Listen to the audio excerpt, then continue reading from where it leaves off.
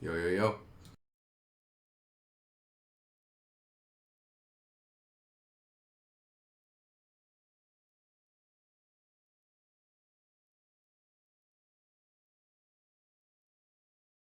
I'm going to start sharing the playlist that I start up when I start the stream.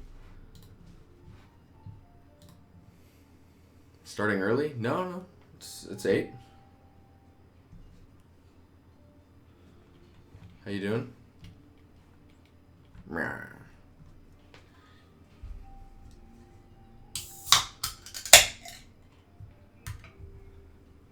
Oh, you were? You were asking about me streaming?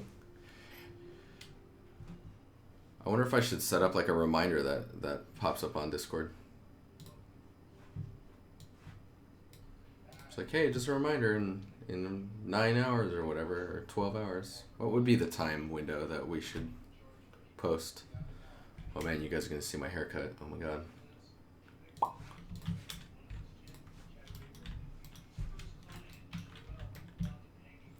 Yo. Is that a can of Monster? Why, maybe it is.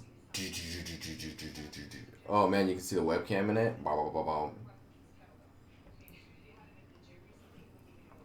Dude, I actually just woke up from a nap. I took a 20-minute nap. Feeling amazing.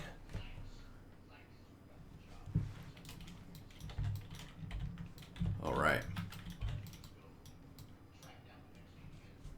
So, one thing that I was looking into that I'm happy that I was able to figure out is deferred edge decals. Reeds might like this quite a bit, actually. So I got a little test case I can drag out here. Dude, the white monster's really good. Sublime, how you doing? Hello, hello.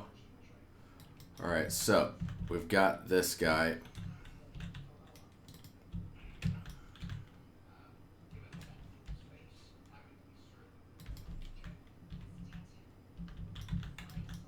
We'll just put him over here.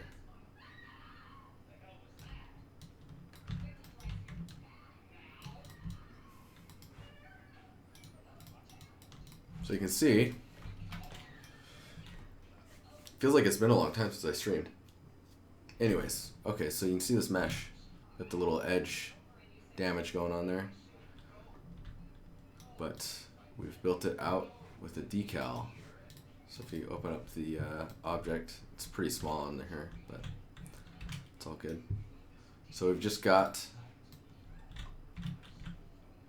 an edge. Man, it's kind of hard to see. We've got just an edge, like 2 polys floating in front of it.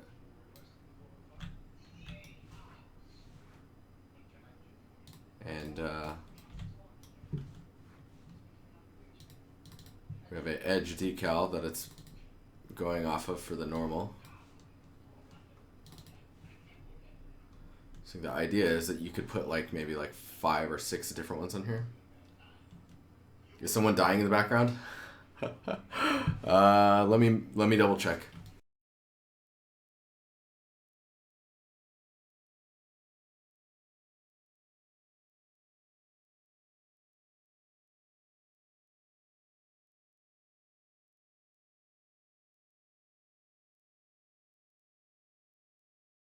No one's dying in the background, thank God. No, Karma is watching a crime show. So, someone in the crime show is dying. I was like, someone in the stream's asking if someone's dying. She's like, oh, I'm sorry. Okay, so we've got this edge decal normal that we're just kind of, it's like pretty inefficient right now, right? It's right down the center. The idea is maybe you make like, I don't know, five different ones, 4 different ones. Then maybe in the shader you expose a way to move your UVs left and right. And you can just switch which edge decal you're using. So let's see if I can...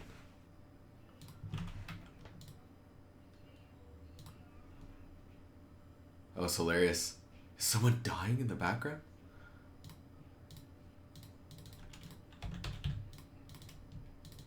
So I'll show you how we set this all up.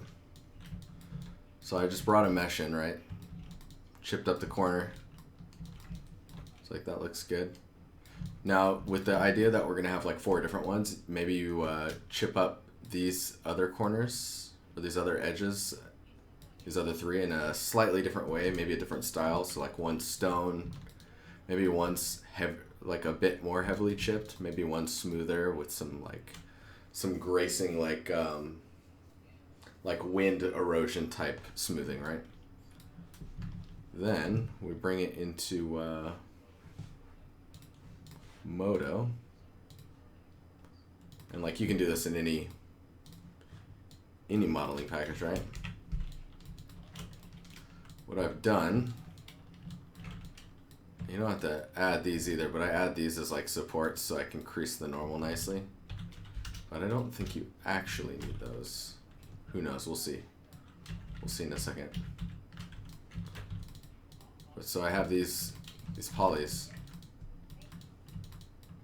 So I map them where they're supposed to be. Map them in the UV sets. Yes, this would work to give an edge a bevel effect as well. This is, yeah, that's one way to do it. So, with that in mind, we have 2 materials you can see. So we've got our base, whatever the mesh would be, that's underlying. Then we have our edge shader. I'll show you how to set up the edge shader here in a second. So we set this up, right? Then we do get our UVs, map it, ignore these ones. Get our UVs, we map it to the center. And then we go into Substance Painter, we bake out the normal, matching this. Once that's done, you can just put this, as long as the UVs line up, right? You can put that edge on all of these edges. This like floating edge decal. And export it out, making sure, at least for the Modo workflow, you just press M while selecting the base, typed in the name base, hit OK, makes the material, select the edges, press M, type in edge, like this, and hit OK. And now you've got 2 materials, right? Select both of them, export selected.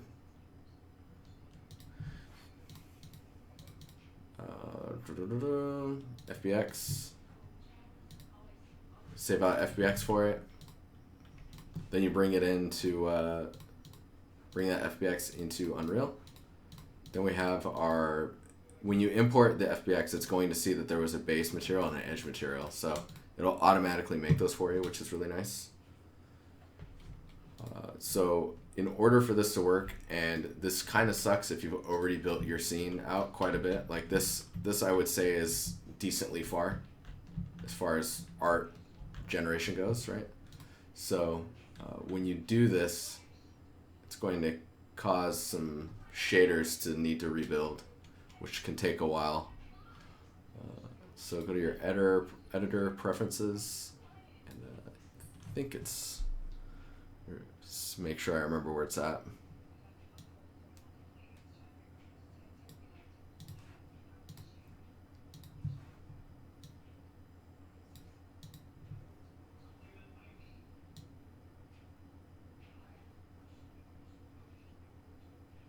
Oh man, have I forgotten where it's at already?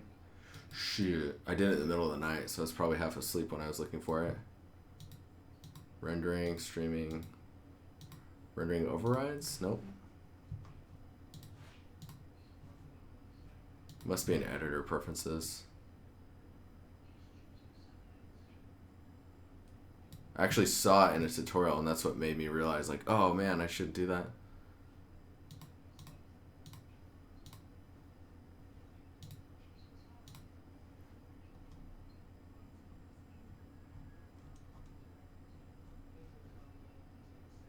Well, I'm gonna have to find it real quick. Hang on. Hey Ben, what's up? 2 seconds, guys. Sorry, I forgot where it's at. It's better that I find it though, so you know.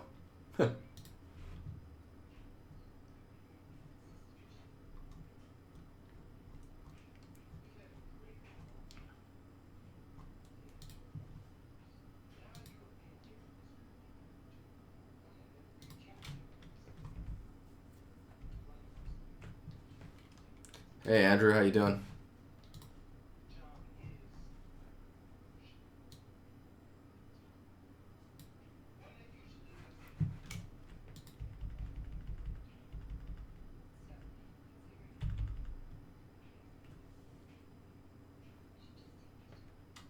Is Appy gonna stream?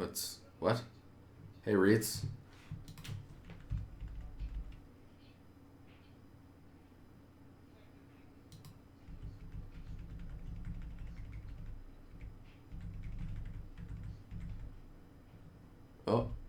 Oh, I found it. Hang on.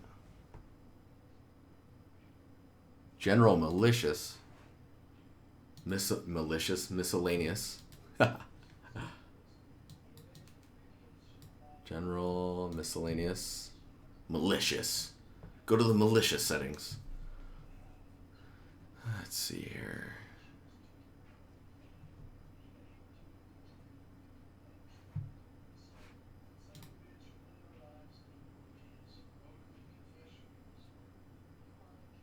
Level editor, malicious. Malicious. Miscellaneous. Dude, where the heck?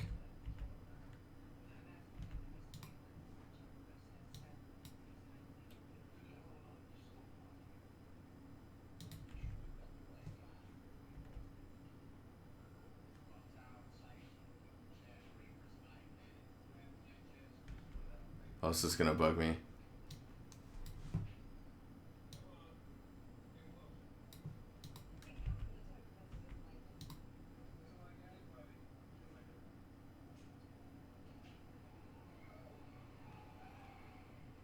In the video, the guy's having a hard time finding it too. It's really weird. I think it's under experimental. Because it's not really supported fully yet.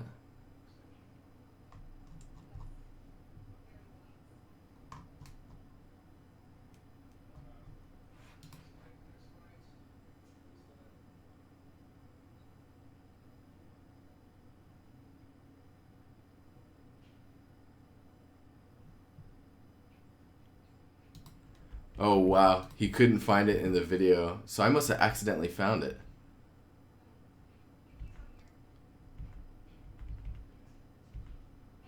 Oh, this is gonna bug me. Ben, if you know where it's at, I need to find the toggle for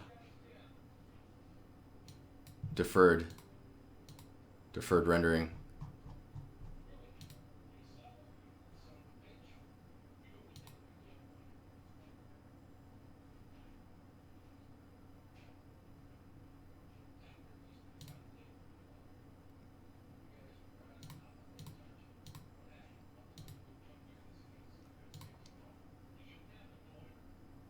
Editor sounds. Eh.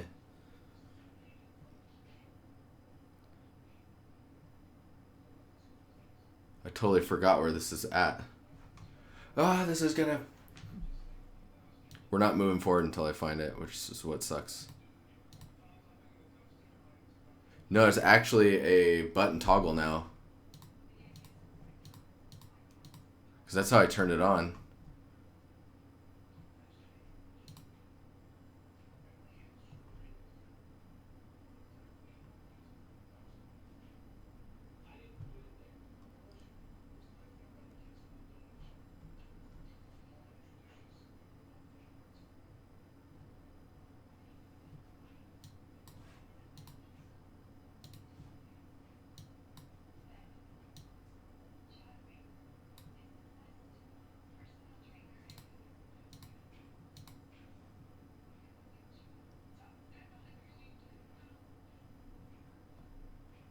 Texture streaming, reflection, capture resolution. Oh, that's interesting.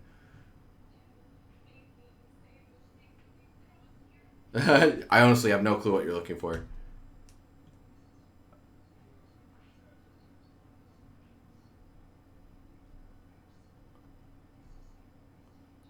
Oh, is it here?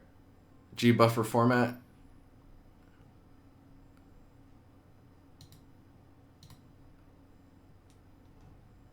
It's optimization.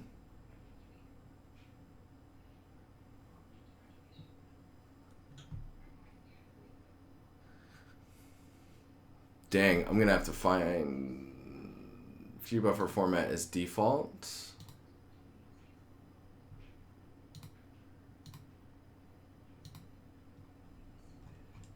Oh man, this is what I get for turning it on when I was like half asleep.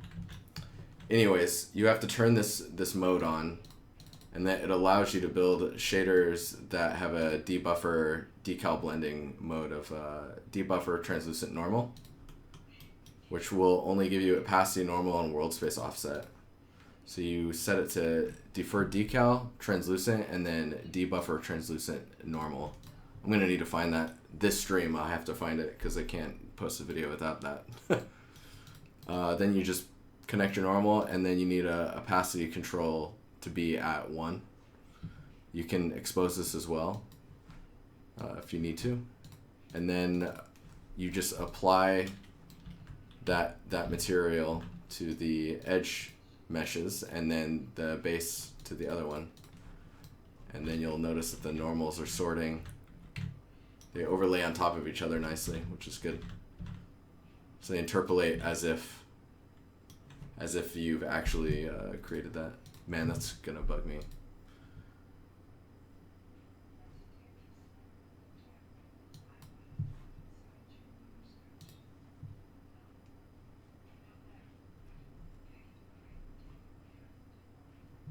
Enable VR.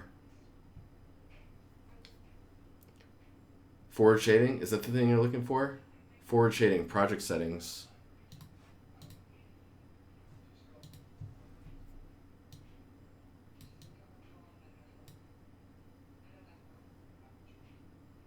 Project shading,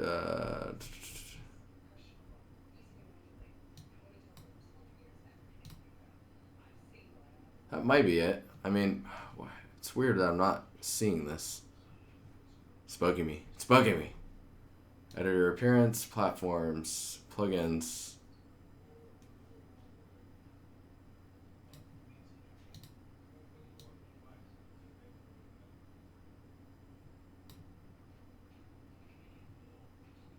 Under rendering.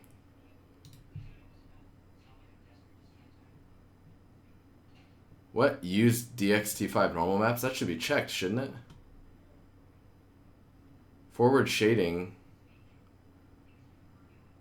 No, that's shader. So mine's unchecked as well. Oh, this is terrible. I feel bad.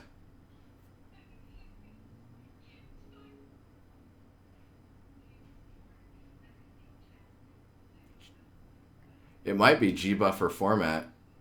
What's your gbuffer format set to, Ben?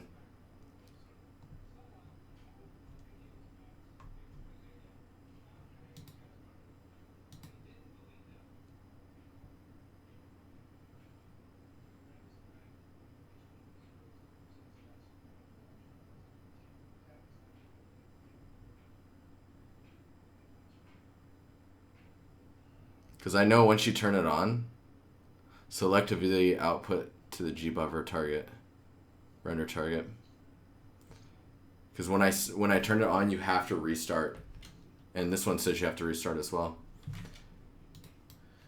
Anywho, you can see the super benefits to this. Yours is default. Fuck if I know then. Oh shit. Well, this tutorial is brought to you by DiNusty.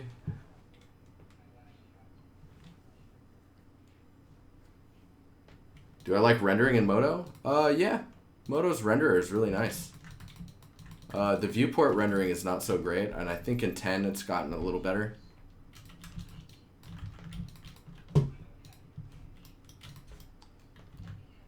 So the idea behind this is you could actually texture under it, and then the only thing that decal is doing is affecting the normal and passing it through the gbuffer on top of the normal before.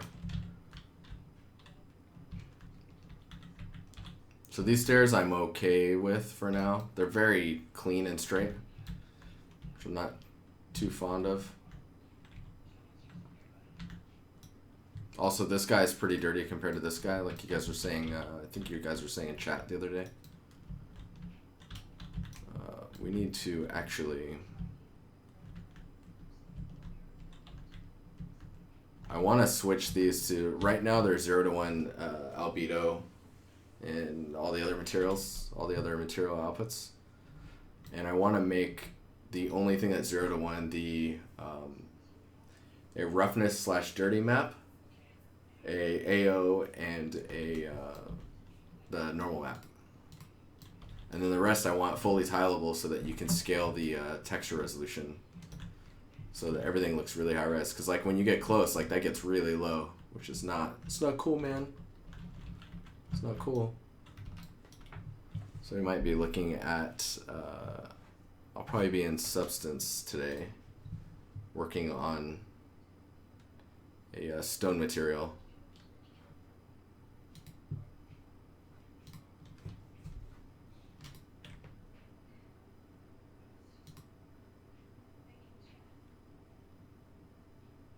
Dude, it's so funny seeing the video of like the guys like can't find it either.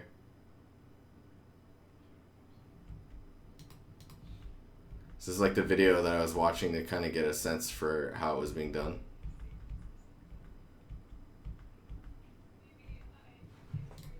Oh, this is not designer. Hang on.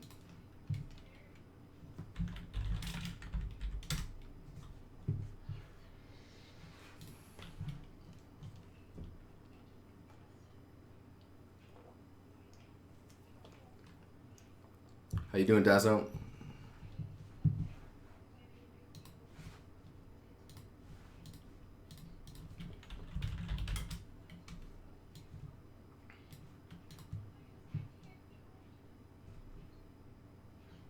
Yeah, so that detail, the detail normal is an overlay on the stone material, which is like, you're talking about this stuff, this grainy stuff. What's crazy is because it's, I've set it up to world space as well, so like you can see when I move it, the detail normal doesn't move. I don't know if you can see that.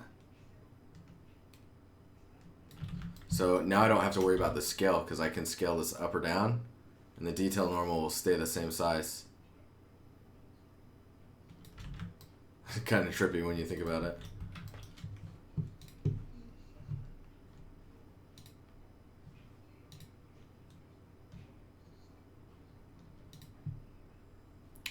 No.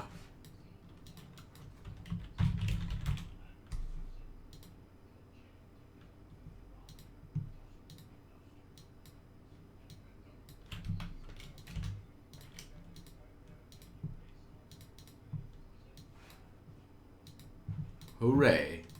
Okay.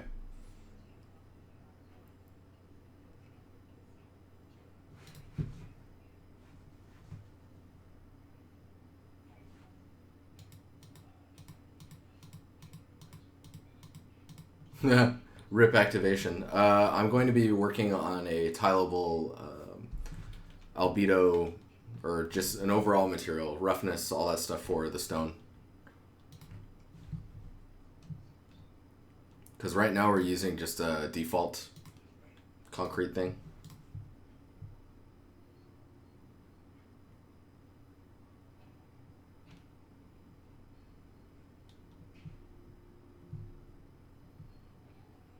PLNR&D. Plenard. Plenrind. I don't know how to say your name. Can you set the scale to world and translation local? Yeah, I don't. Wait, why? Why would you want to do that? Like, I think the idea of making the translation to world, the scale to world and translation to local. I just make it all world space. That way, it's just always set. Like X, Y, and Z are mapped correctly the whole time. So the modular walls right now are a 1024, I think. Which, I mean, you could go higher.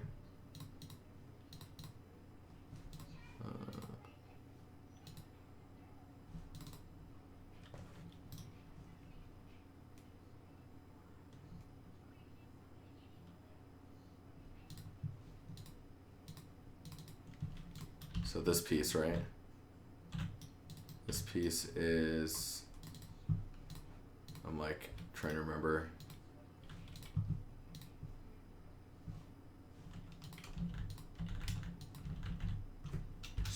Stairs.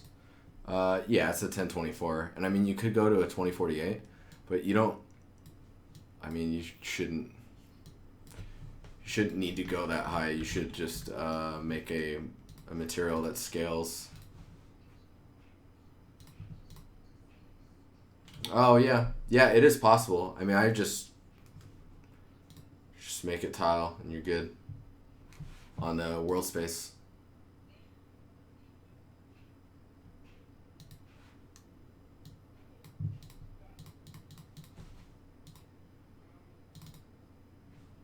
Whoa.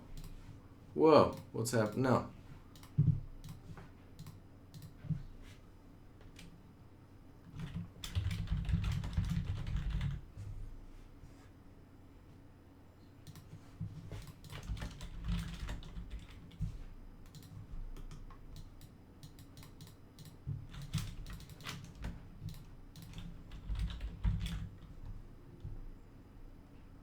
If you guys have any questions, just throw them my way.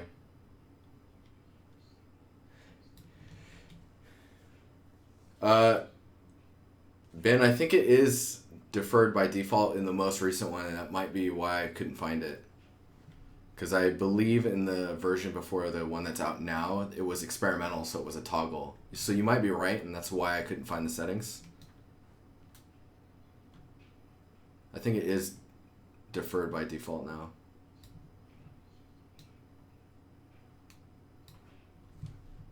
So I've dragged out a base material node, which will help me just think easier. It's like a single node contributing to all the maps.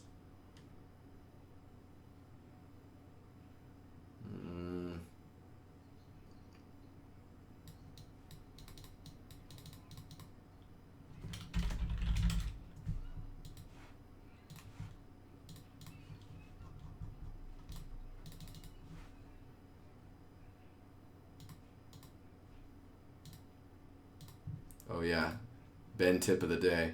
Do not forget, double click on your background, output format, click this little guy and make it absolute, and it always switches to 16-bit. That way you don't get stepping in your height maps. Can I show settings to export textures from Painter to Unreal? I could really fast, and then I'll move back to this. I believe the Painter exporting is just, I need to update substance. Look at that terrible old shelf. Ugh.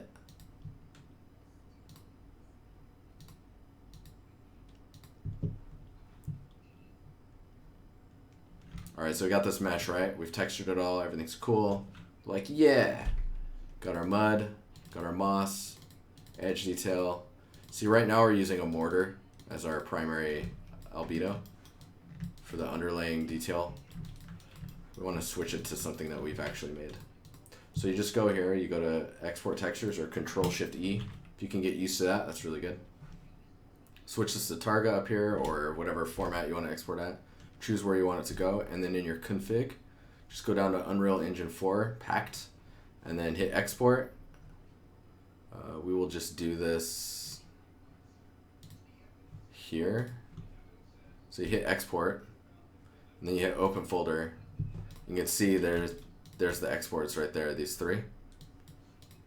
So what I normally do is you have your albedo or your diffuse, then you have your normal, and then occlusion, roughness, and metallic.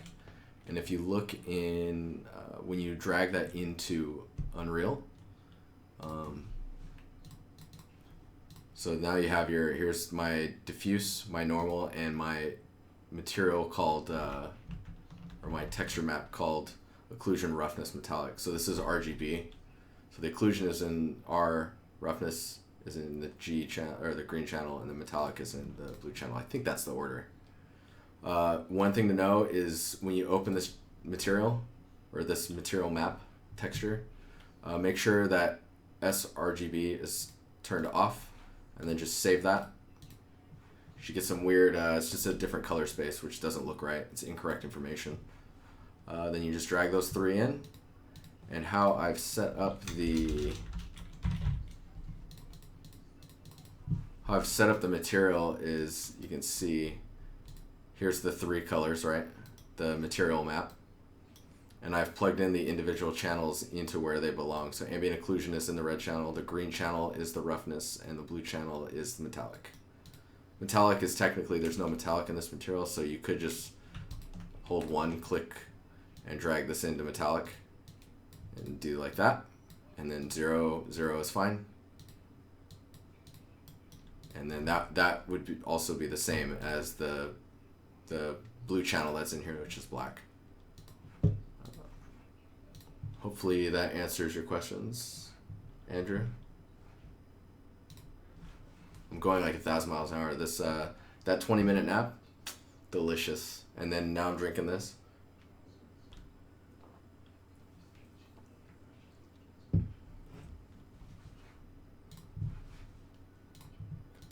Magnus Rex, welcome to the stream. If you haven't followed, please follow. I'm looking for some love.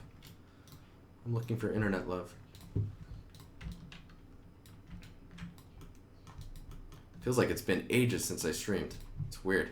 Okay, so we have our base material node. If you right click and drag, you can move it onto this up here.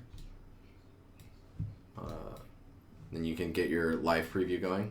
You see there's no input spots on the left side. You just need to expose them. So like normal, click true. Now you have a normal input. When I have caffeine, I just start talking. So let me know if I'm just like going crazy or something. There we go. Got that going on. We'll probably switch to rounded cube. I like the rounded cube. Oh God, I'm dying. Oh, it's getting too excited.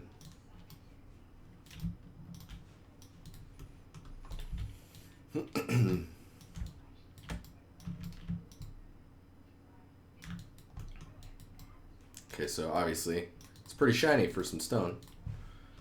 So we'll go into the metallic, lower down to black or 0. We've got this. Let's move the slide around so we can get a good angle. Other area I like to look at a lot is the top here. That sexy cube. Comedy, I have no idea, man. I mean, I like stopped drinking energy drinks on my way to like coming over here, and then when I started drinking them again a little bit, I don't drink them nearly as much as I did in the US, but I don't think they don't seem any different, but I have no idea. Alright, so let's look at this roughness as well. Might be a little gnarly. You need it high just so you can see what's happening with the normal information. And we've got this noise. Let's start playing around with this.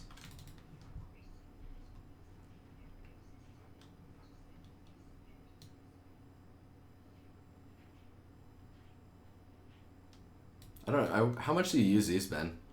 Just curious.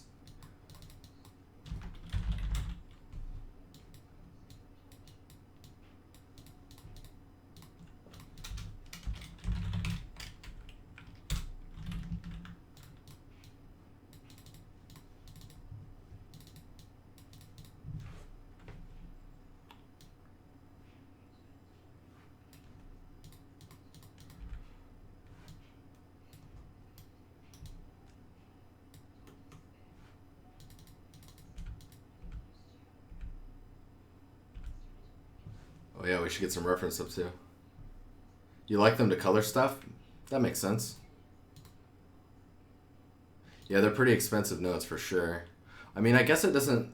Does the expense of the node matter much to you other than like how long it takes to compute it while you're working on it versus like actually running the substance in real time? Like you wouldn't ever use these as actually in an engine in real time as a substance. Like that would just be a really bad idea.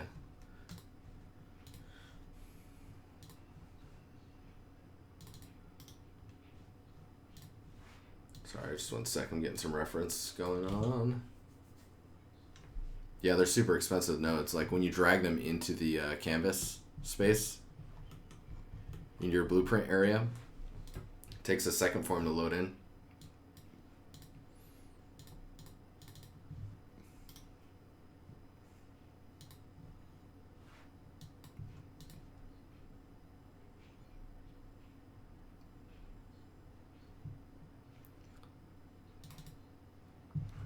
So let me see what this material looks like. That's not what we want. Let's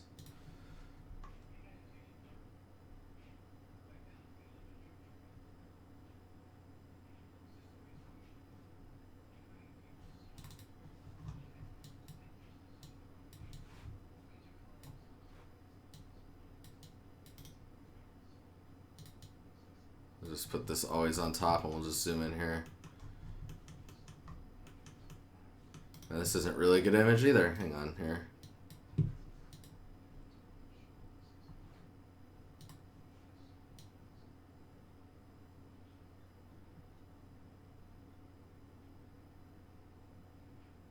Oh, I know what we can do. We can use Clancy's images he offered as tribute.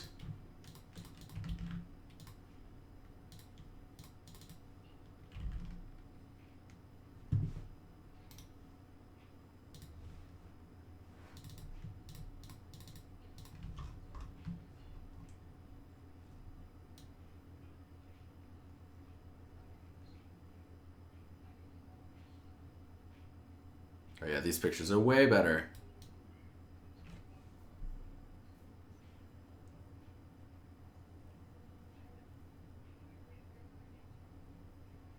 It's a consideration for sure. All right, Ben. You the man. You know best. Wonder if this one will work. What is happening? What?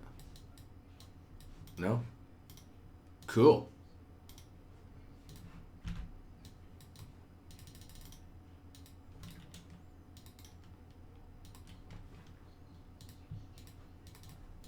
Well, that's like just frozen there for some reason. That's awesome. Dude, it's one of those days.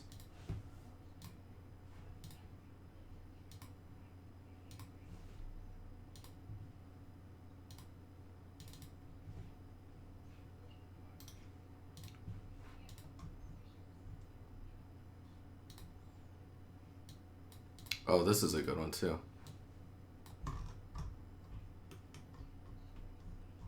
There's a lot of detail in there though.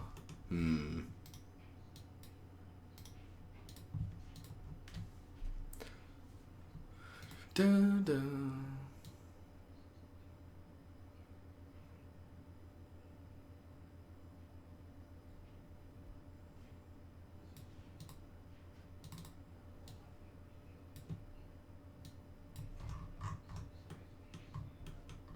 This is really interesting, the splotchy black.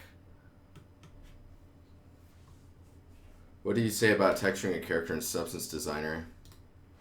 I would say that is doable, and there is a way to do it. I would think that you probably want to be texturing, if you want to be using the Substance tools, you're probably going to want to use Designer to make the material tiles, like the tiling materials in general, like that cover all of that material, like leather. It would have the albedo, the normal, the height map, the roughness, all that stuff. But then be applying it to your character in Substance Painter. I don't know. What do you think, Ben?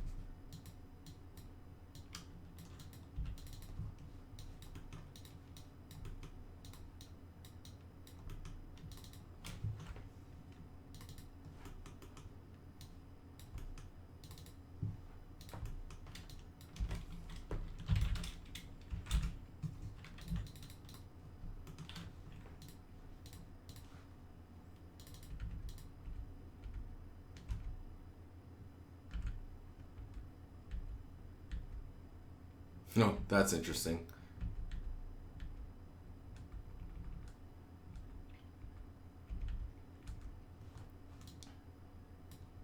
That one's kind of cool. It's like malleting the surface.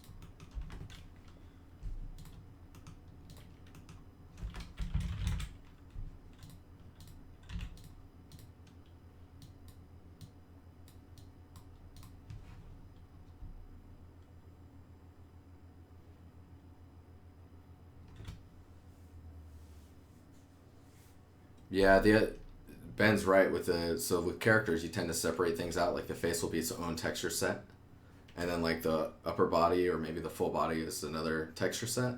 And when that's the case, like you're gonna need those separate material things, and dealing with those in Designer is gonna be a pain in the ass. It's just, well, not a pain in the ass, it's just annoying. Like you don't need to be dealing with that stuff, right?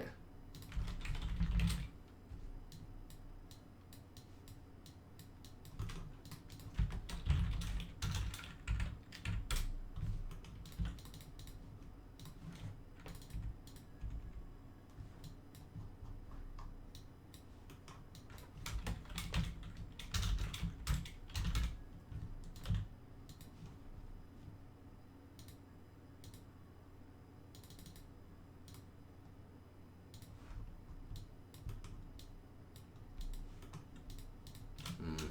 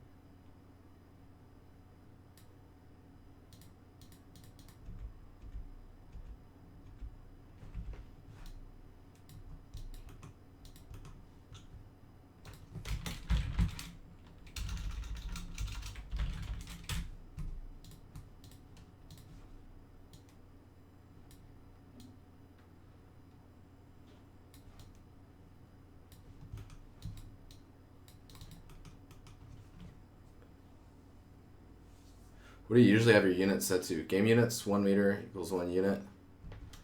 I think I'm set to centimeters.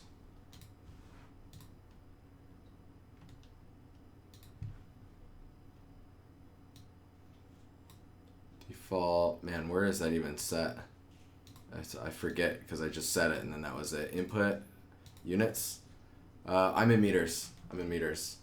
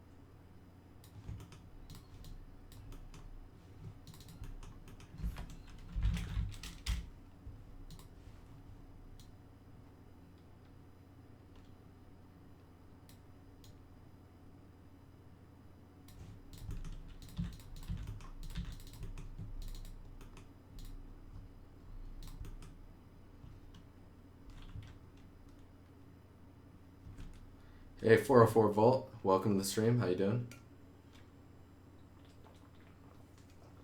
Num, num, num, num, num. Delicious. How you doing? How are things? Life good? I hope so. If not, you can talk to me about your problems. I'm here to listen.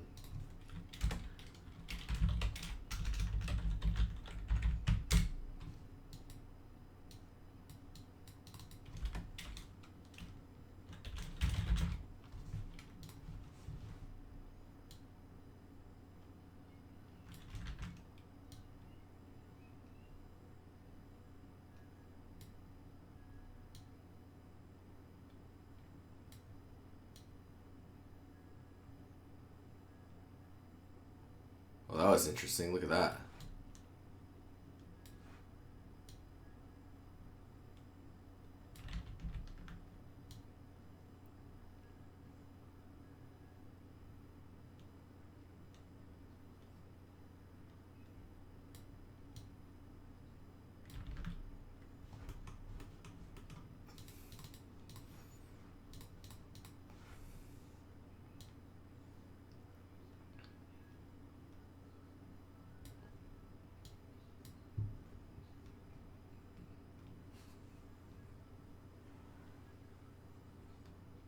You're exporting into XNormal?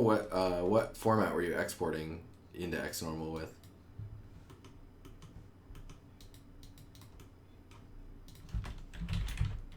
Curvature. Oops.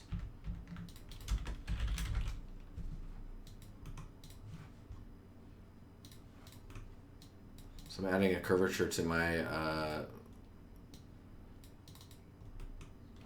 what? Hang on here. To my base color.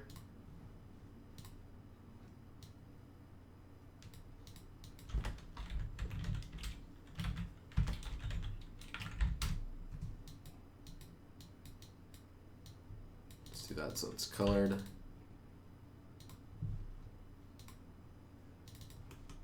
Plug our normal to that. Should give us some information.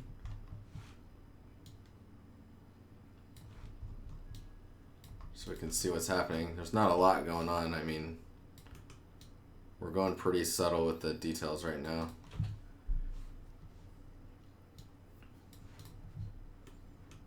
I mean, this material is relatively smooth. It's more of like the way that the colors kick onto it.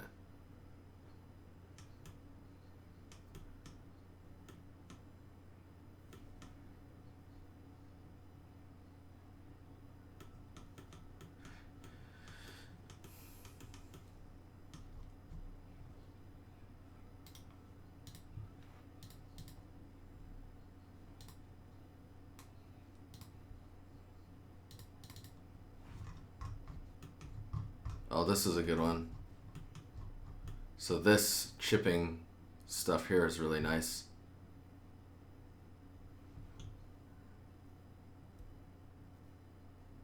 You're using Moto at that time, but it usually use Max. Man, that's so crazy that you can just switch back and forth between the two. I have to like pick one. Like I can do Max, or I can do Moto, or I can do Maya, but it's just easier if I just stick in one. You know? Cloud. Let's add a bit more.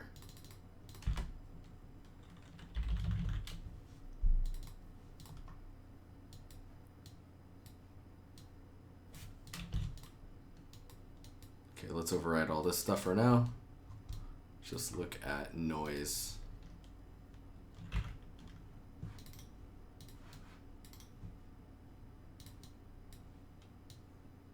I'll just put this up here.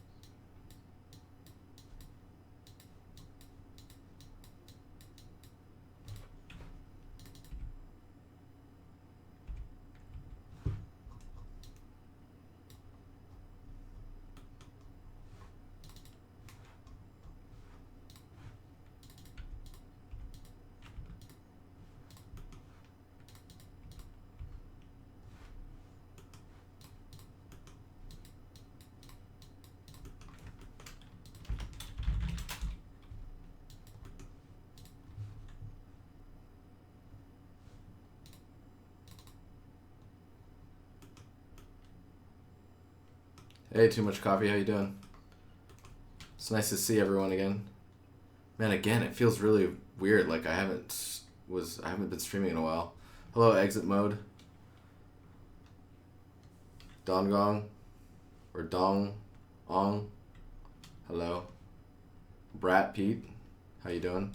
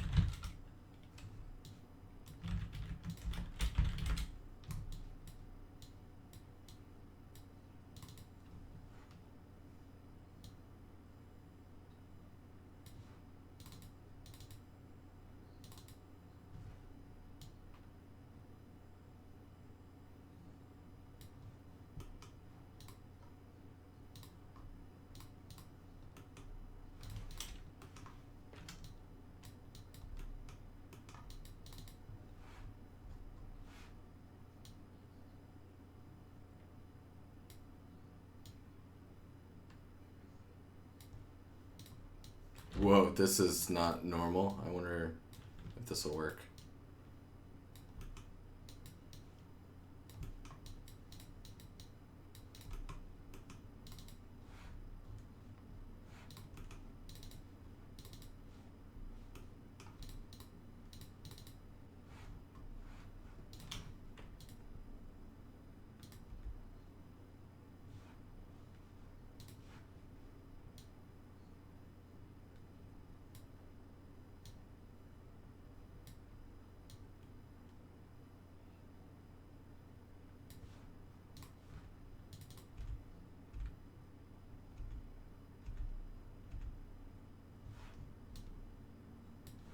Kind of does. It's a bit strong though.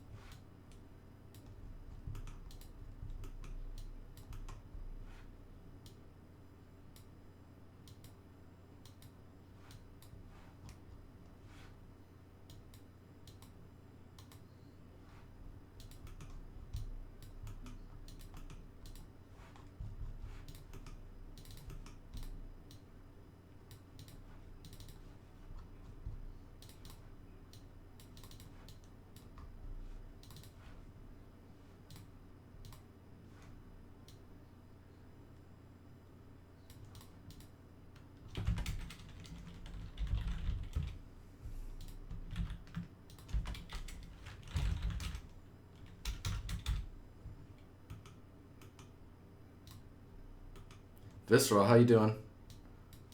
Nice to see you.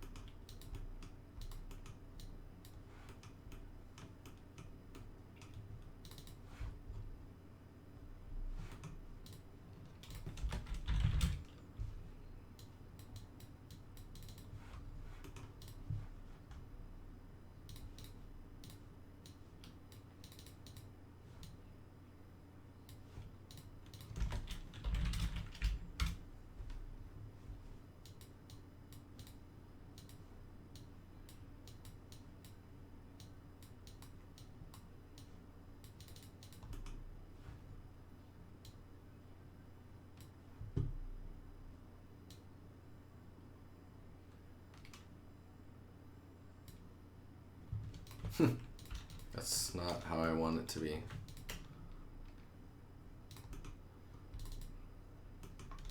wonder if I can start with this.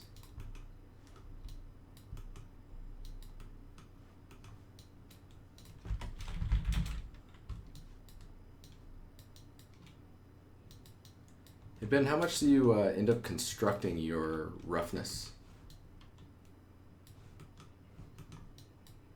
Versus like just using what's available, what's there already.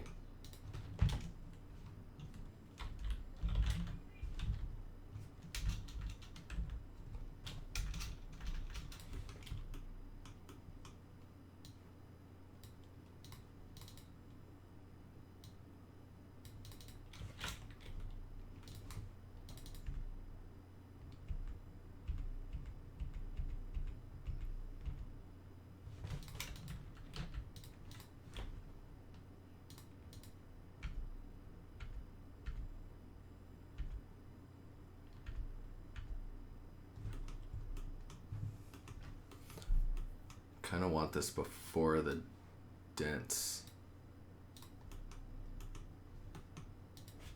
Bow, bow, bow, bow.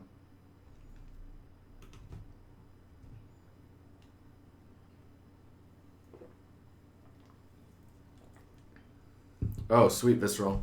Looking forward to it, man. We'll look at your stuff.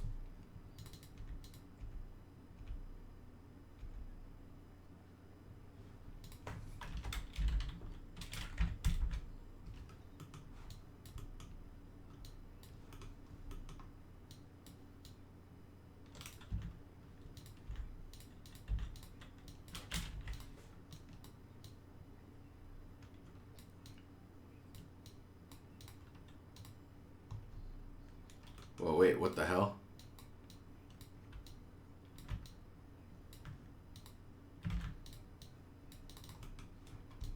That's what we actually wanted. Okay, let's see. Let's see what that does.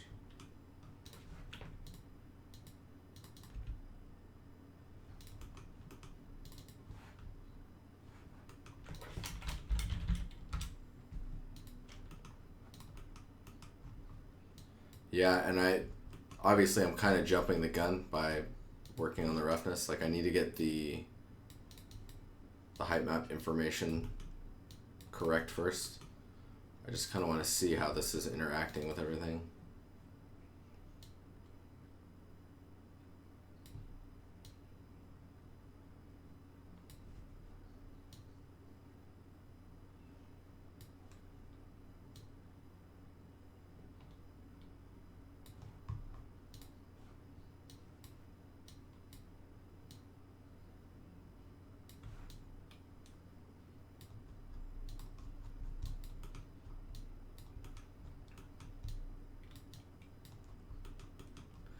I think I'm gonna want more other scratch details and shit like that.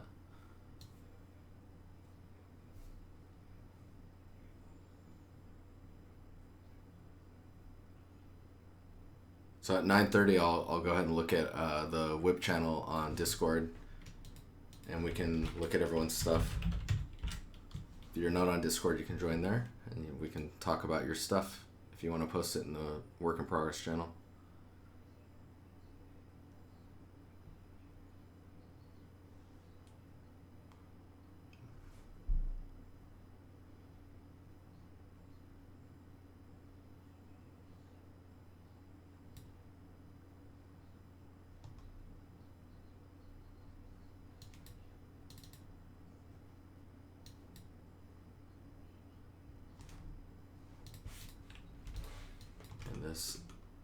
This one looks really expensive.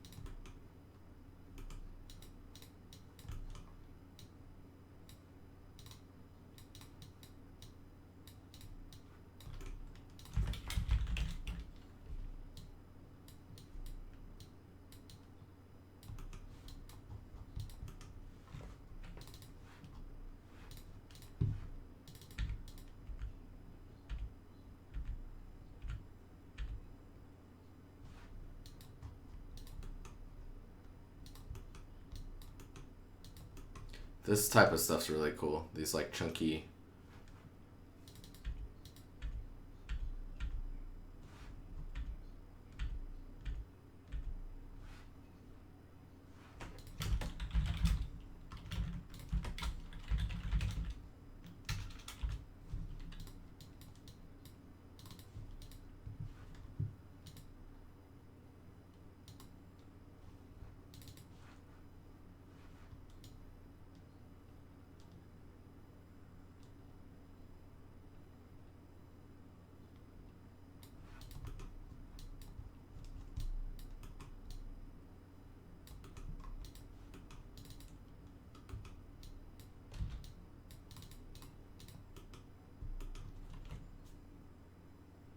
Yeah, Joe Pie. Yes, we're gonna look at your stuff as well. Actually, might have to start before 9:30 if we're gonna look at all that stuff.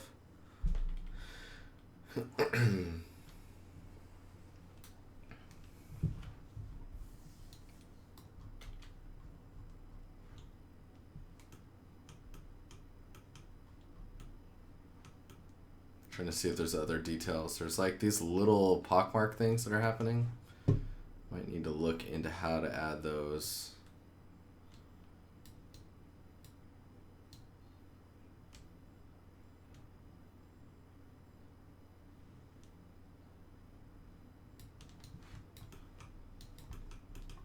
For people that are just arriving on the stream, what we're doing right now is we're trying to build a base material that will replace this stone. And that's tileable, so we can just tile it in the shader as much as we need to, while the baked normals maintain their position in UV space.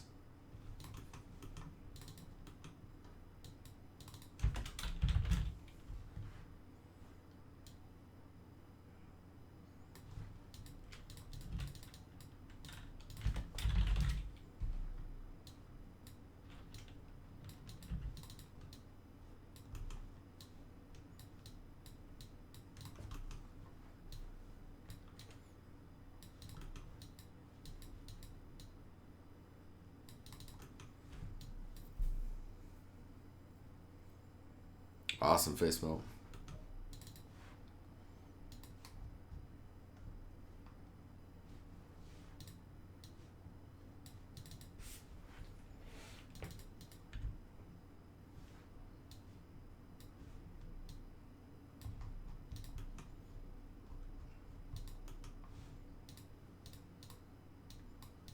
Oh, that's interesting. We're actually gonna have to do this twice because I really like. Oops.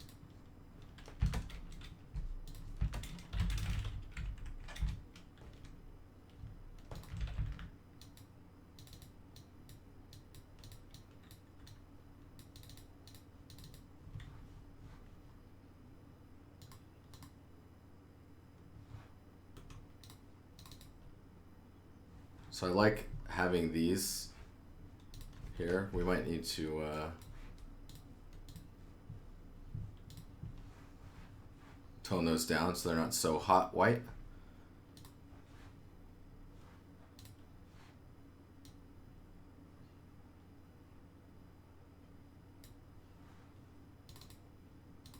And in this one, we're gonna have to randomize position of these.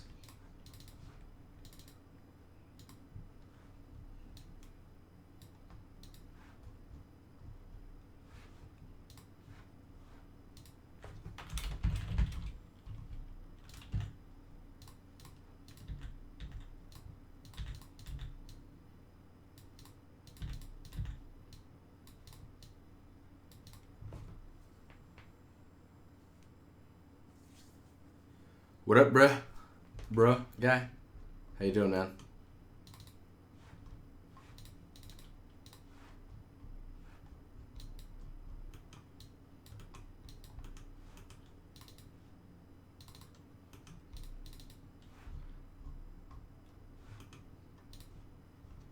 How's it going, Chris?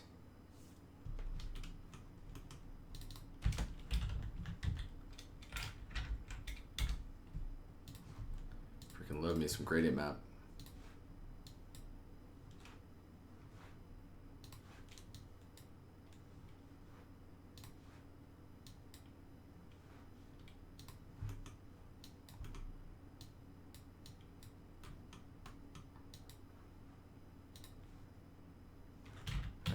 should not be touching that. We need to make this material look good. Chris is here. Ah! Mess around a world machine. Ooh.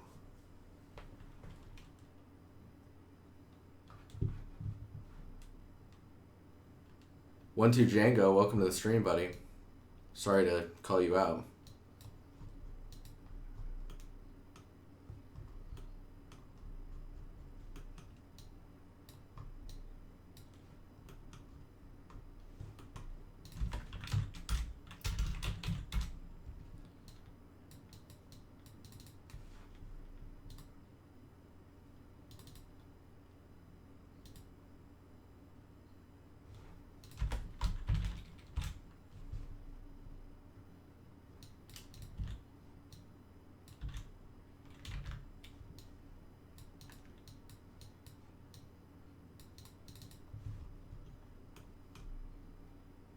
Whoa, look at that pixelation. Alright, we're gonna have to approach this differently. Because sharpen's only gonna make those pixels worse.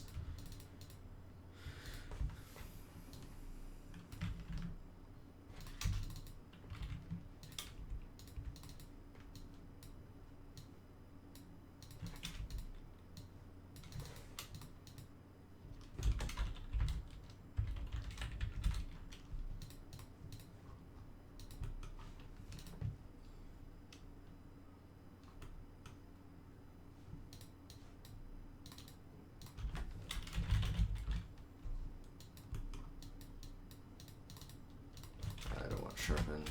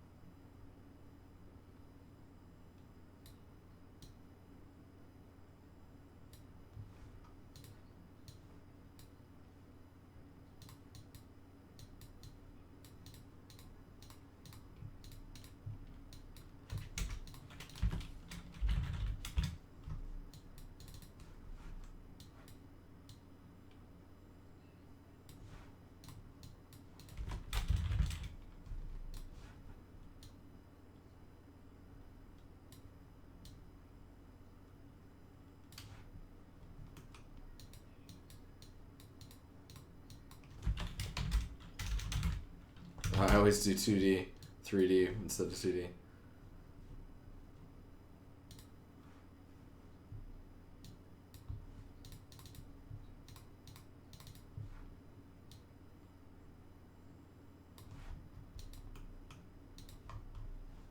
A little heavy-handed.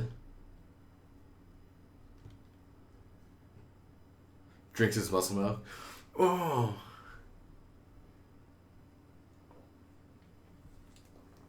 Drinks his Monster Energy drink, and then in his mind still thinks that he's semi-fit. Nah, man.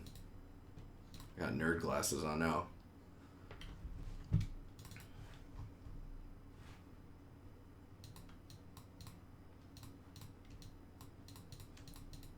Alright, let's play around a little. What happens? What happens with the bevel? Whoa.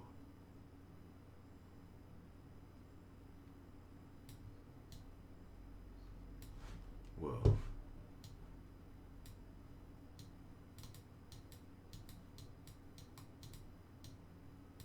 Wait, what is this node? Material? Ah.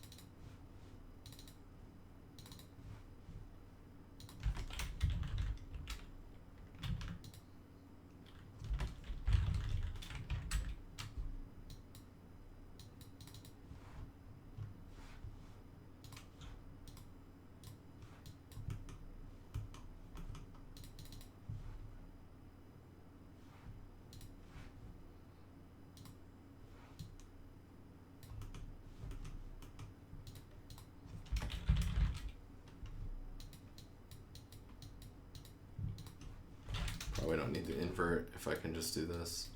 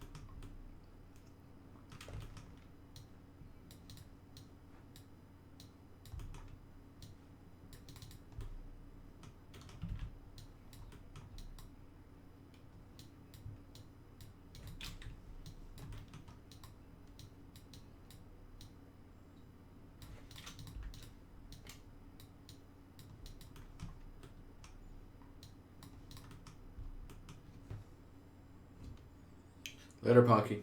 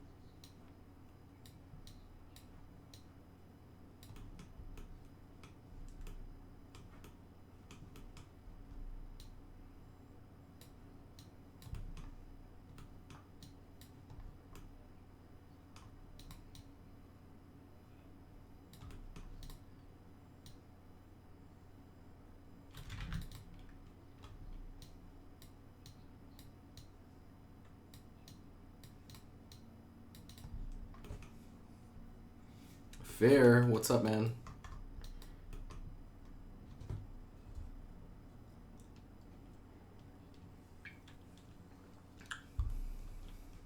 Neon Paradigm, how you doing? So focused. So focused.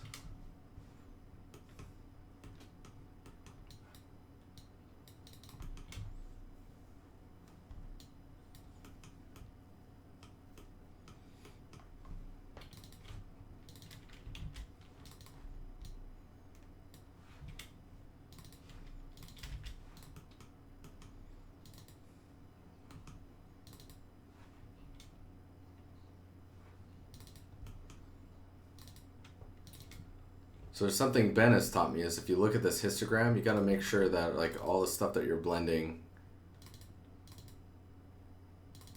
make sure that you've got your ranges centered. That way you've got room on both sides of your 0 to 1 to work with.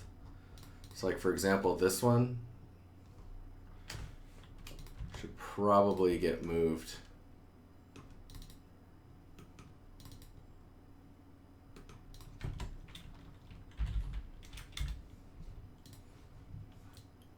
Let's see if this is a good idea or not.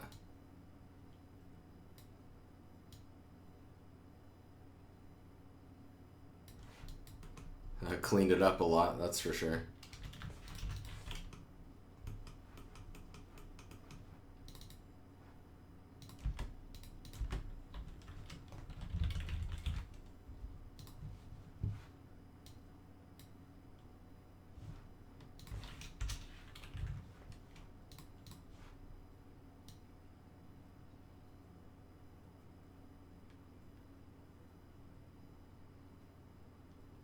I guess this is okay. Yeah. It's not a very complex material. We're just trying to get a lot of breakup. I think as this would get crazier,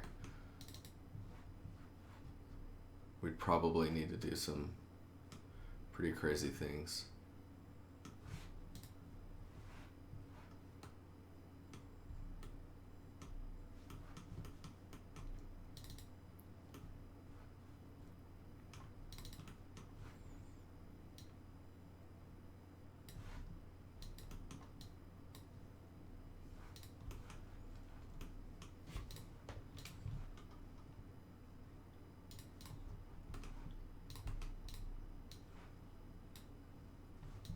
Look at that height map. What the fuck?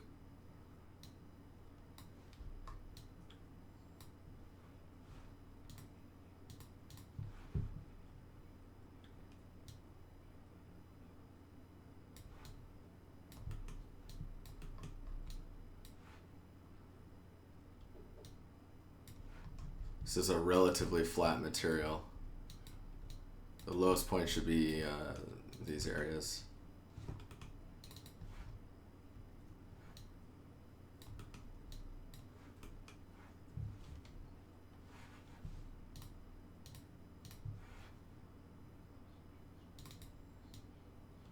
So if we turn the scale up somewhere around there. So this is the depth that I'm expecting on this type of damage. So that means that these points I need to be lowering. Which I kind of knew already just because they're so bright, you know. Where is it at? Is it this one? Yes.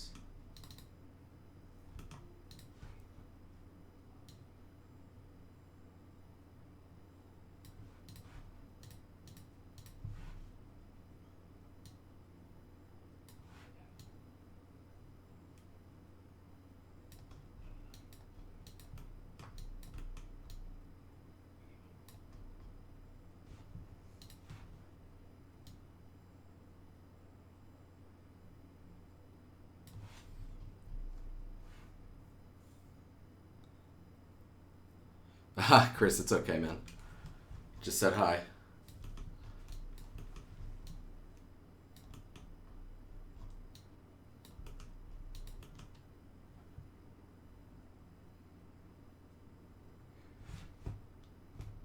Do you know if there is any way to set up a default graph to include height output?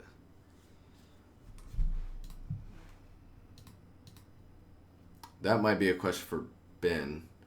Setting up a default graph to include a height output.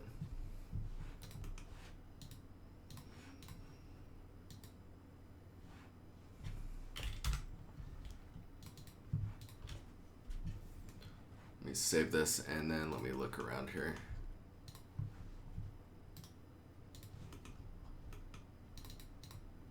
Because I mean, outputs, right? You're talking about when you do file new substance.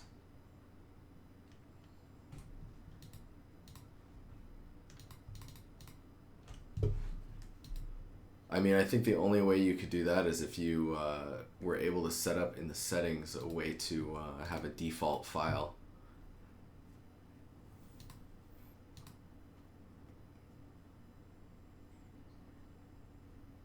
Oh, hey, Ben. You remember your demo earlier? Maybe in the preferences and graph you had the automatic compute node thumbnails is unchecked. That might have been why your thumbnails in the demo at work wasn't showing.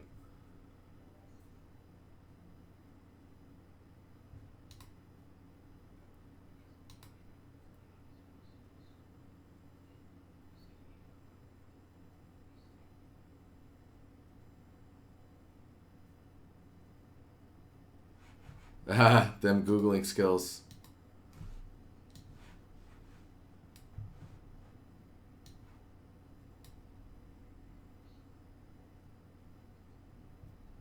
With all the desired outputs you want to use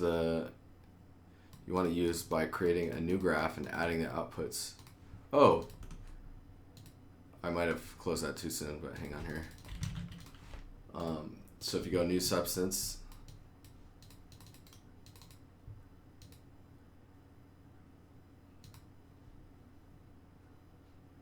yep, I closed it too soon. Hang on here. I got you, boo.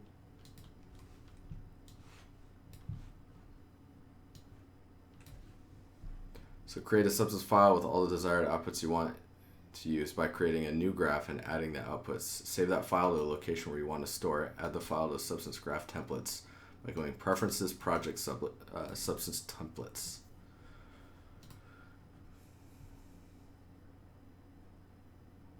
So that will basically add to this graph template list.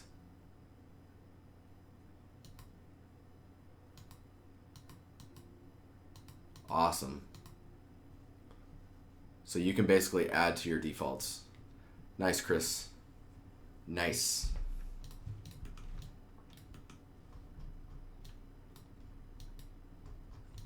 I'm just checking some of these.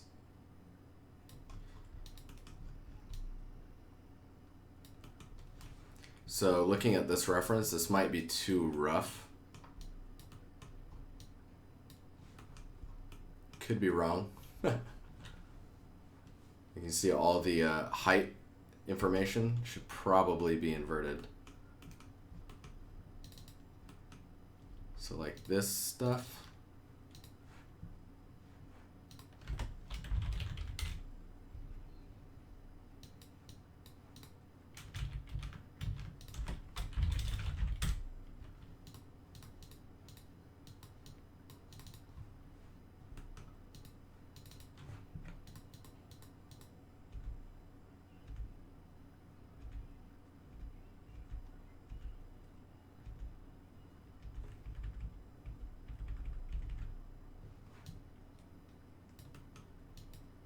That actually looks more in line.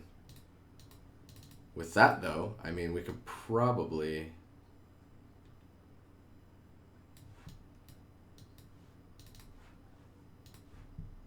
let's see what happens if we're maxing this out. See, now it's too noisy again.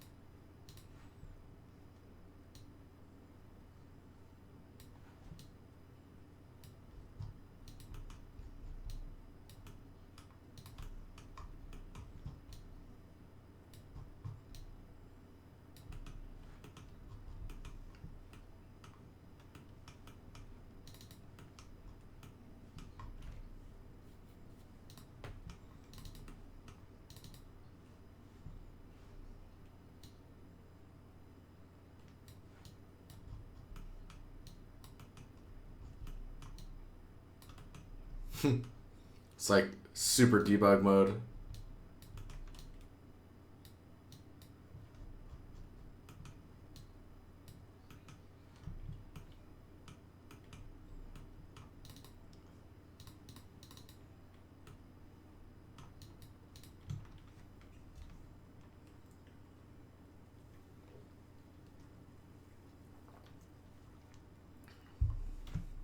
Right, how you doing?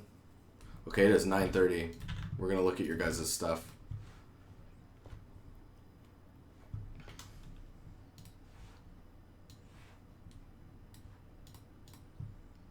First, we're gonna look at Jopi's. So Jopi was looking into texturing and then wondering how to best approach the texturing pass.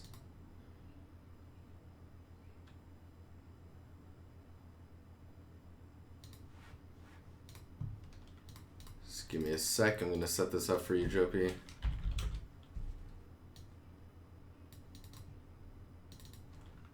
Just make sure I'm getting all your maps saved out.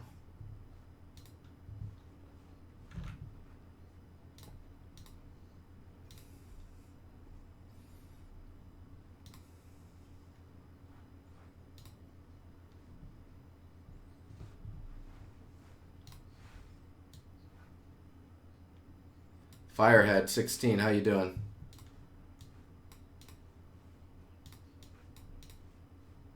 Okay, so I got your curvature, your ambient occlusion, your OBJ, and we need some of your other maps. Where are they at here? There's the normal. Your, looks like your AO. World space normals.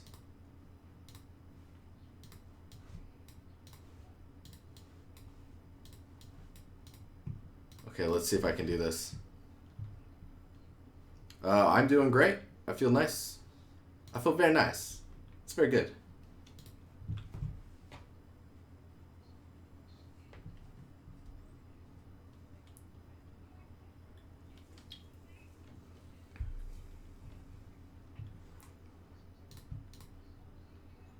Oh, you've seen my videos on YouTube? Cool, man.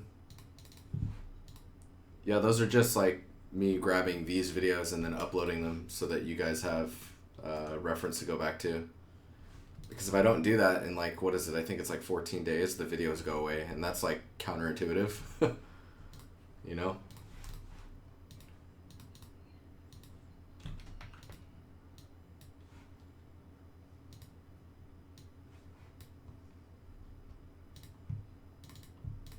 All right, let's see if this works.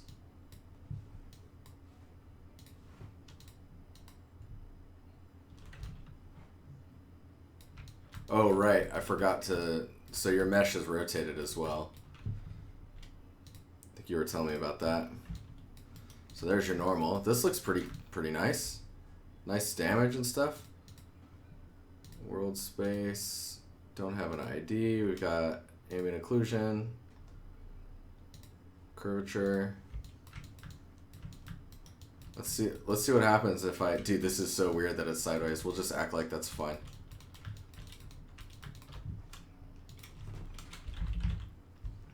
See what happens if we just drag this on here. There you go, it's done. Yeah. Oh, geez. Okay, so let's go ahead and works like a charm. Badass. Thanks, Chris, for finding that. That's good. I'm gonna have to save that all out. Okay, so we got this mesh, right? Everything's cool. Everything's good. Usually, this is where Substance Designer would come in handy because then you can start adding your own materials in here. Let's concrete. Let's see if we can find like a decent. So you just drag this up here. So now we have this, right? Looks like the density is kind of low in the material. One thing you can do is you can do projection type. You can do a triplanar projection. which basically projects it from X, Y, and Z instead of looking at your UVs. So it does a really good job of hiding seams and stuff like that. Then you have your UV scale, so if you need to, you can do like 4 times scaling, or just you can go crazy with it if you want. 3 looks good. We've got concrete color, we've got some other parameters that they've exposed. But let's go ahead and add a fill layer on top of it. We'll remove all the channels except for the color. And we'll make it something like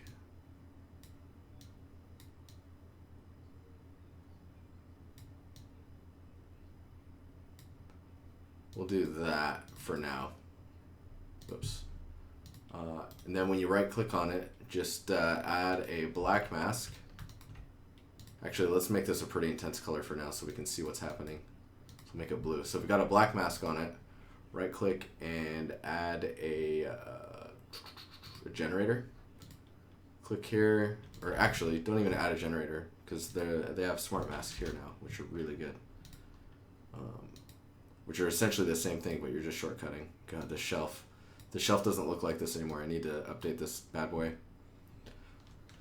So we're gonna use this layer for like edge highlights. Right? So this is basically like edge wear, where the material has been worn a bit, which allows the worn material tends to be newer to the atmosphere, so it hasn't like darkened as the rest of it has. So we'll just drag this on top of here. What is this looking for? It needs position gradient and thickness. You need no such thing. Hang on. Position, thickness, we can't get thickness. We can get position though. And we can't get these.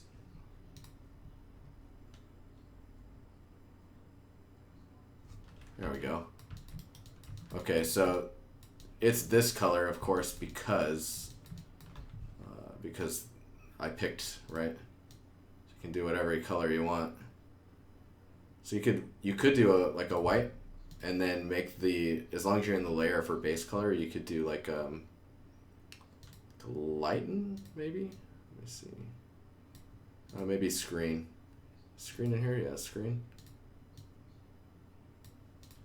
So you can do something like that.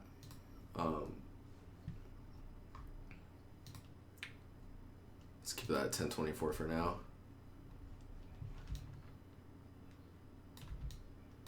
So that helps a lot. If you have material IDs, you can start marking these out for different types of color. Under this layer, I'd make another fill layer. Actually, let's tune this mask first. Let's kill this fill layer.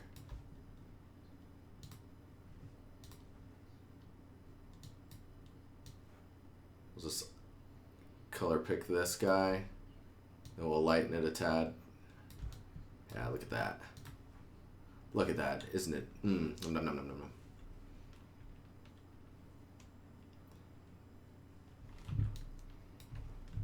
So let's go and if you click the mask, and then you'll get your mask editor down here. You have all these things you can mess with. So like maybe you want to tighten up those edges, tighten up those graphics on level 3. Maybe push the curvature a bit. Don't want a positional gradient. You can randomize the seed of the noise that's being passed through there. Now knowing that this is worn, you would imagine that the lighter stuff is probably more worn than this, which should mean a higher roughness value. So you just turn your roughness on and drop that way down. And then in your concrete, let's see if we can.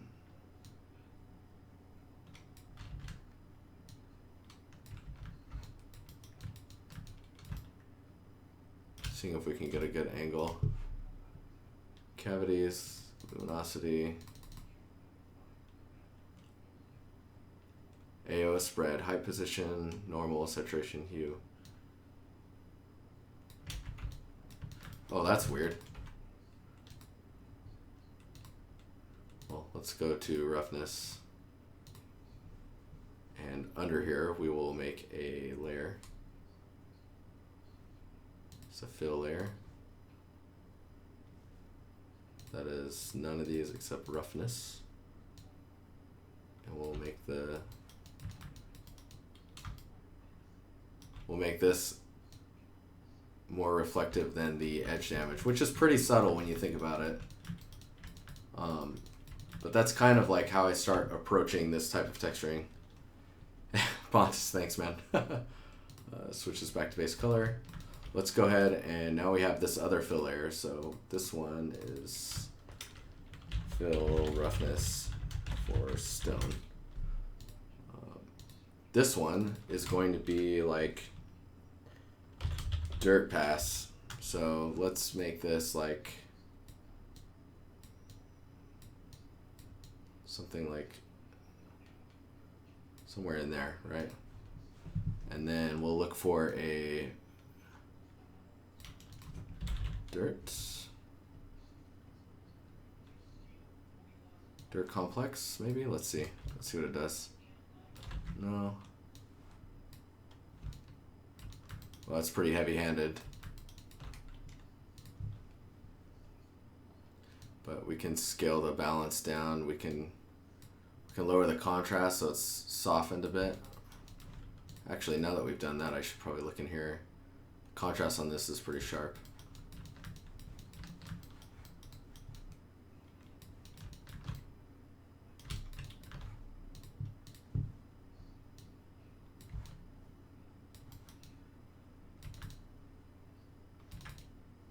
But yeah, you're getting, I don't know, hopefully this is helping. With your layer color, soft light blends so blending mode, soft light blends the background color with your layer color. Directly from Reed's text mouth, because it's text.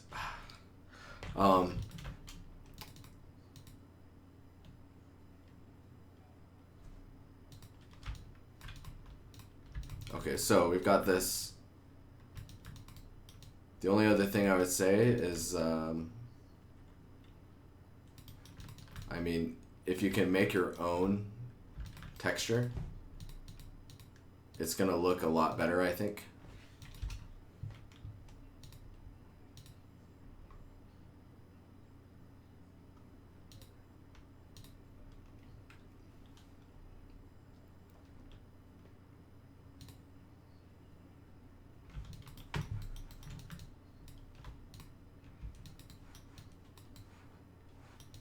Looks like the resolution is being. The other thing is what you're. So in your UV space, you'll actually notice the highest res part of this whole mesh is actually this bottom part,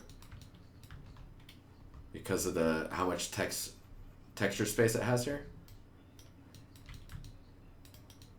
With that new edge decal stuff that I was showing, you could probably edge decal this whole strip here and actually make a tileable of this part here. And then you can just map that to the mesh. So you can just make a strip that fits across like this. The top and bottom are not visible.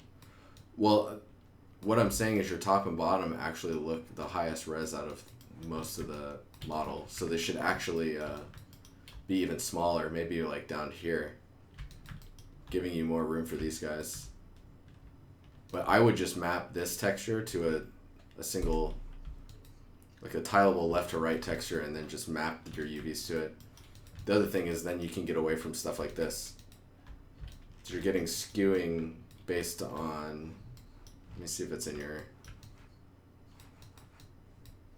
it's not really in your bake. Well, no, it's happening a little bit in your bake. You can get away from that by baking with a cage. In most cases. But yeah, hopefully that was helpful, Jopim. Okay, let's see what's going on in here.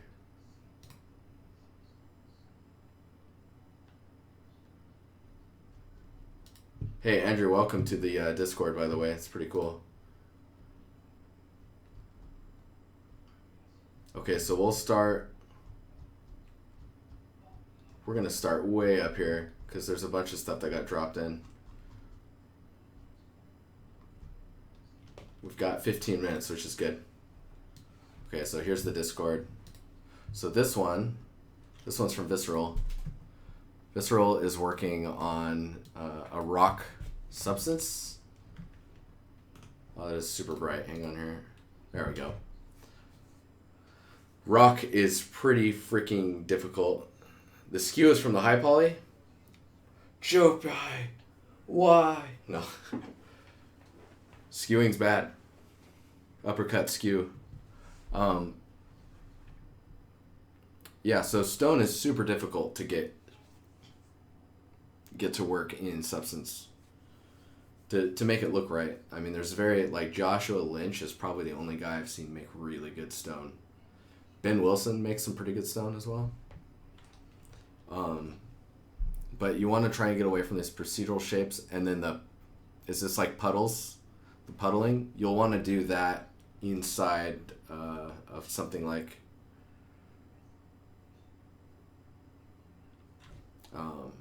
inside of your engine. So like in Unreal, you'd want to do this puddle stuff through the material itself instead of in the substance. But I don't know if that's what you're trying to go for with that.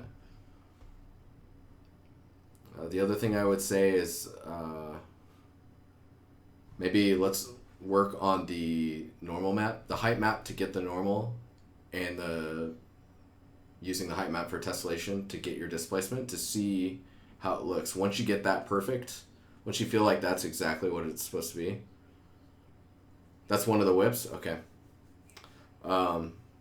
Check the latest. Check the latest. All right, let's go down. Okay, this is the latest. This is better. It's pretty close, but it's better. It's pretty close up.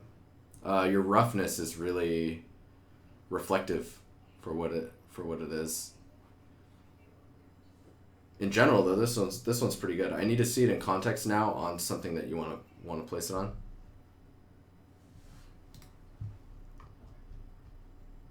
Let's see here.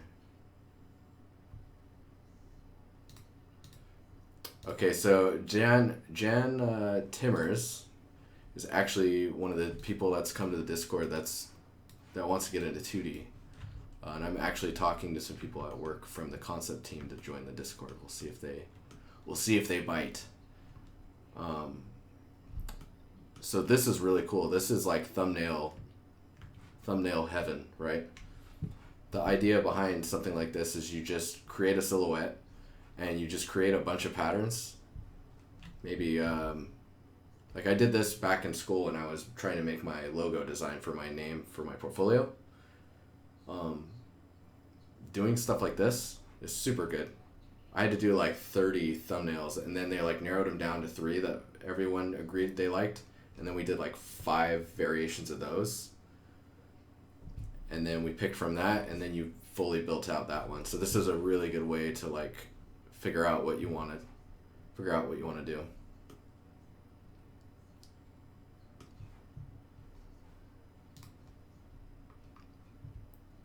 Mospheric is doing some tiling wood paneling. So this looks pretty cool. This looks real cool. The bottom being as damaged as it is might be a little heavy-handed, but I'm not sure like what it might be like that if there was no bottom wood piece, and then in that case like it would start to open up under there. So it'd be like those really shitty fences that were built a long time ago and are just sitting out there in the field, and the dirt is kind of got under there, and maybe you've had dogs that are digging under there and scratching it up. In that case, it usually happens probably in like a key spot where the dogs are always focusing on. Damn dogs. Here is an axe by Face Melt, looking pretty fucking hot. gonna say. This is super cool. I cannot wait for the textures. This is gonna look really good. Visceral posted that one. That one looks really good. This is the one we were looking at before, I think. Yeah, I think you just need to really focus on your roughness now to try and get this detail selling as stone. Stone is pretty low on the roughness values, or I guess high on the roughness values. Small update, textures need a remake. So minus the stretching and stuff, when you're worried about the stretching stuff, you should make a material that is a world space with a tileable like stone texture that you can just throw on all of your blockout meshes. Like I should probably do that with my scene. Because then you get rid of all the gray materials and you're already in the mental mindset of the materials that are kind of going to be around you.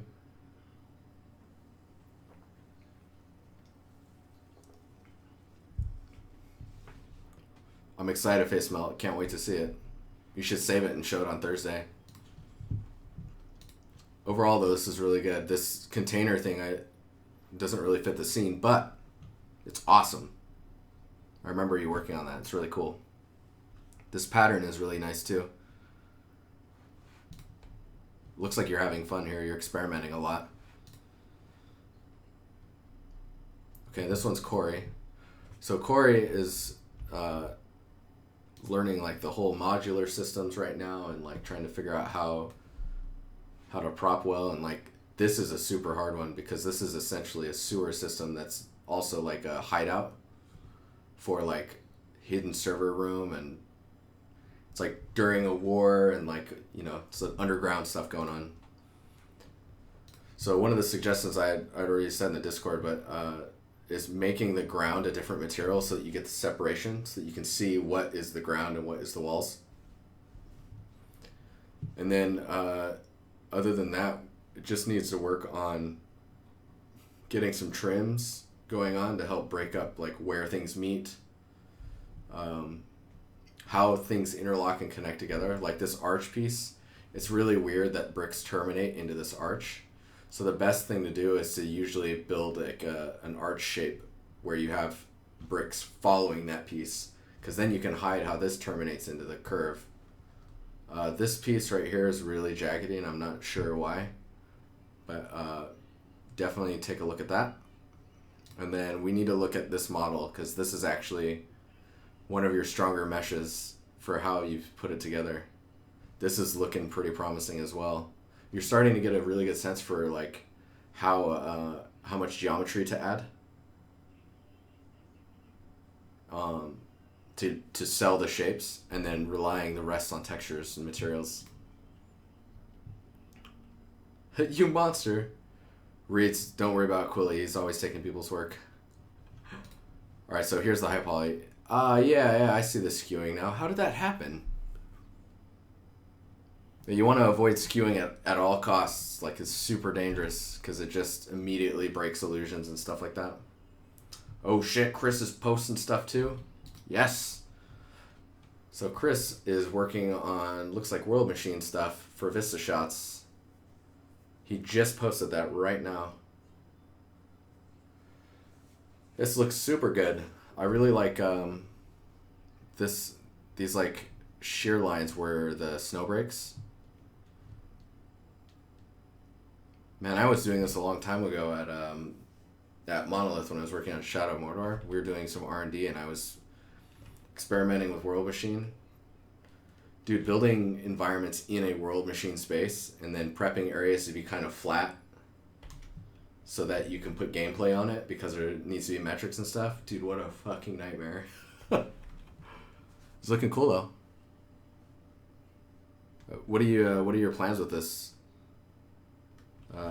Chris?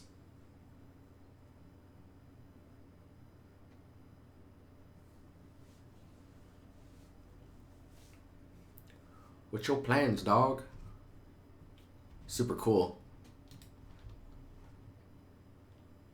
Visceral, those peaks make me so hard. I'm so hard right now for those peaks. Oh, God.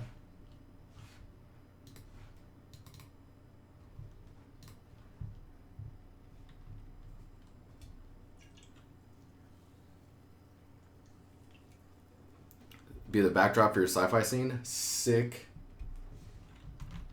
You should post the your sci-fi scene in there.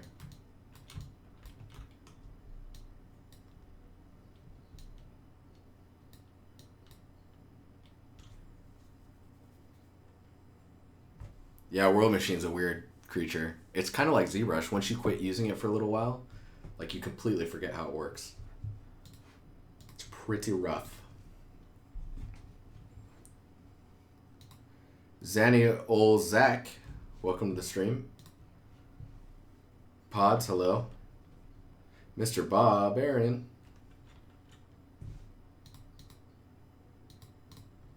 Dude, Shadow of Mordor was a cool game.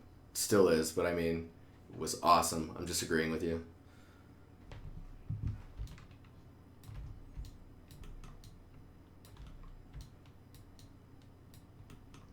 I will probably, between streams, I'm going to see if I can get this to a point where I can get it into Unreal. But it's so whip, Chris. It's so whip. That's what the channel's for, man. Oh, Visceral. Movie Cat, hello. How you doing? Welcome to the stream. Stream's got, what, like 3 minutes left? 3 minutes, 20 seconds? If you're new to the stream, I would like to force you to follow. No. You're welcome to follow. I stream Tuesdays through Thursdays. Tuesday and Thursday, 8 to 10. CET or GMT. What is it? CET? No. Fuck, I don't know. There's a calendar in the stream.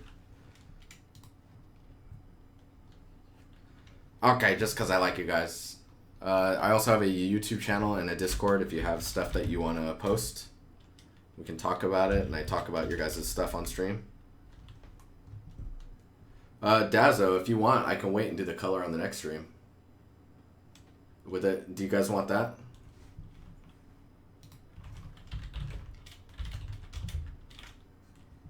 If you guys want that, I'll just wait on that stuff. I can work on other things. Oh, your two friends worked on it too? What studio are they at? Movie Cat? Movie Cat. You're the new favorite name. I like that name. It sounds nice. Hopefully I'm saying it right, or now it doesn't sound nice anymore. Yeah, I did the base of operations. The whole like inside leveling and all that stuff. CET. Thanks, Visceral.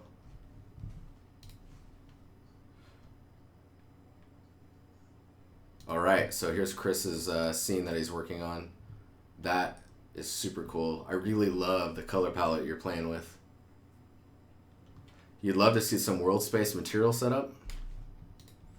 Alright, so let's go into the stone instance here. So we've got a texture, right? That's your tiling detail normal, if you want to call it that. Got a value for the texture size. And that's just the scale for the X, Y, and Z. Put that into the texture slot for a world aligned normal. So you just right click, world aligned normal right there under uncategorized. So the other thing that you need to know is this texture cannot just be like, if I drag this in, see this is a texture sample.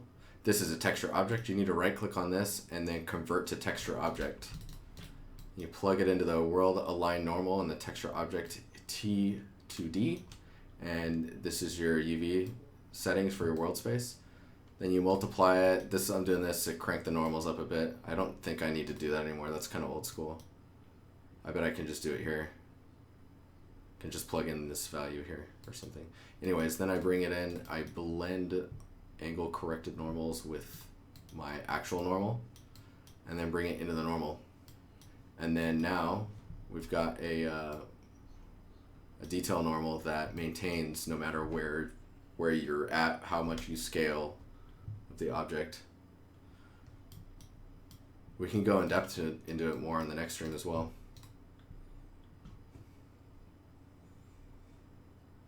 Yeah, so I can make this a param. I've made, dude, look at this. You can see this one's world spacing. See it moving? It's crazy. Anyways, so this is actually old. I need to get rid of that. But these ones are our texture parameters that I've right-clicked and converted to texture param, or param 2D, so that when I save this, I can build shaders by just right-clicking. So if I right-click on this and then create a material instance, it creates a shader, right? That's a duplicate of the main material. And if you open it up, instead of the node-based stuff, you just get what you've exposed through parameters. So now all I have to worry about is dragging in these three. So I just drag those three in and then apply the material to the new object, and then everything works. If for some reason I need to change something like the detail normal or all that stuff, I can change it here and then it'll update through all the ones that are instanced from this material. Super good for optimizing stuff and all that. Where did you turn off the RGB, the SRGB? So in your material map, if you double click on it, in the right here, SRGB, it's under the texture drop down here. Just turn that off and then hit save on there. It's pretty noticeable what it does to your material. All right, guys, it's time for me to head out. Thank you for the follows, tips, all that jazz. This video should be up tomorrow-ish, depending on things. I usually write little timestamps in the details as well. So I'll see you guys Thursday. Coolio. Thanks for hanging out, Chris and Ben. It's always nice hanging out with you, because I don't hang out with you enough at work.